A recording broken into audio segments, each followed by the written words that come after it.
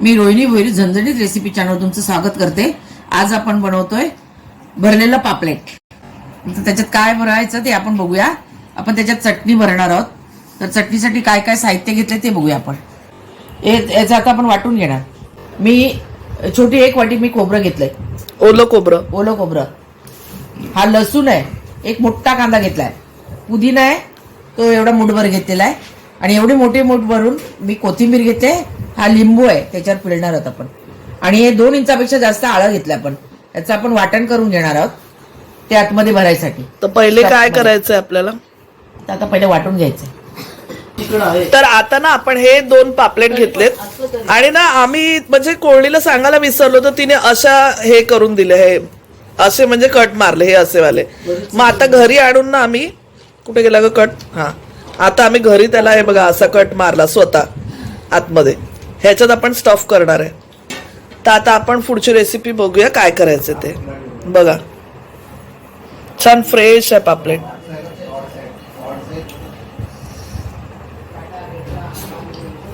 आपण ना आता कोथिंबीर, पुदिना, आलं, लसूण, खोबरं हे सगळं वाटून घेणार आहोत मिक्सर मध्ये। आता आपण लिंबू पिळतोय।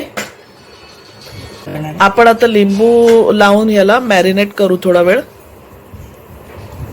लिंबू मीठ लावून घेऊया, म्हणजे कसं फिशच्या आतमध्ये त्याची टेस्ट घुसते, तोंडात पाणी येते। तर मीठ वगैरे लिंबू हे त्या मच्छीच्या आतमध्ये घुसलं पाहिजे, म्हणून मॅरिनेट करून ठेवायचं।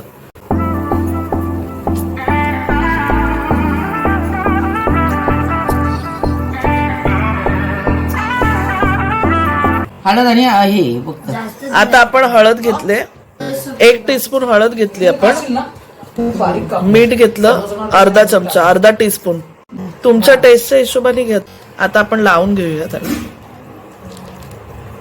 हे बघा असं सगळीकडे लावून घ्यायचं आपण, सगळ्या फटींमध्ये, आतमध्ये जिथे केले तिथे पण लावून घ्यायचं।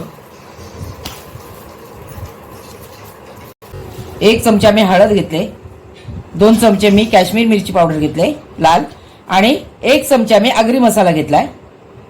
हे 2 मोठे चमचे मी खोबऱ्याची ती चटणी असते ना, ती केली आपण हिरवी, आणि थोडं खोबरं, ती चटणी वाटली ती आपण त्याच्यामध्ये भरणार आहोत। हे आपण चटणीत टाकतोय, चटणीमध्ये मीठ टाकते।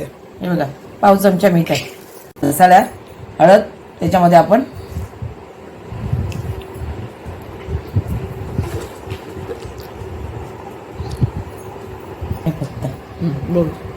आता ही चटणी आहे ना, आपण मीठ टाकून काढून घेतलंय।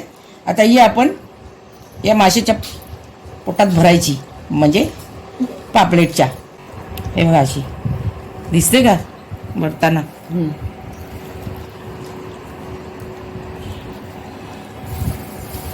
स्टफ पापलेट म्हणतात ना, मग आतमध्ये भरून पूर्ण पॅक करायचं त्याला,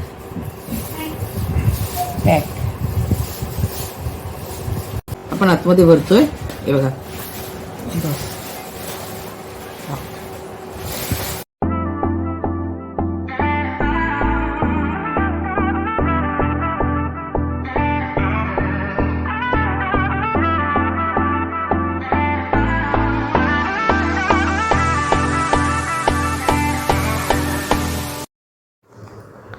आता जो सुका मसाला आपण घेतलेला, हळद, मसाला आणि मिरची पावडर, त्याच्यामध्ये थोडंसं आपण पाणी मिक्स केलं, आणि तो मसाला आपण इथे वरती लावून घ्यायचा आहे पापलेटवरती।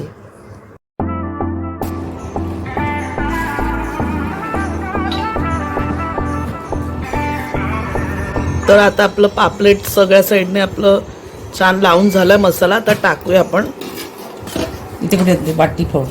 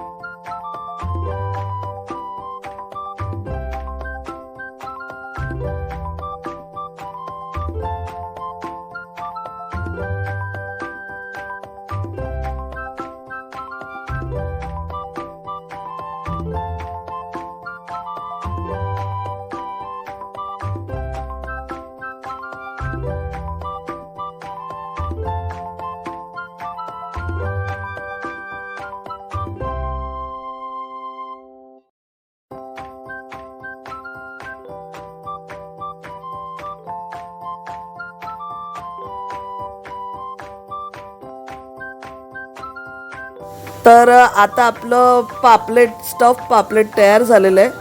तर तुम्हाला माझी रेसिपी कशी वाटली ते मला नक्की कळवा. तुम्ही पण बनवून बघा.